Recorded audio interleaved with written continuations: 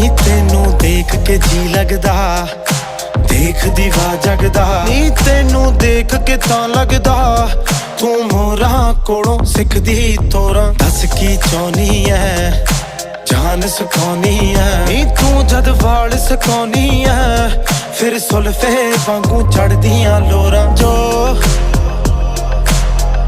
ਕਹੇਗੀ ਜੱਟ ਕਰ ਜੂ ਗੋਰੀਏ, ਤੁਮਾਂ ਦਾ ਚੰਗਾ ਸਰ ਜੂ ਗੋਰੀਏ। ਤੁਸੀਂ ਐਵੇਂ ਨਾ ਡਰੋ, ਕਦੇ ਮਿਲ ਕੇ ਬੈਠੋ।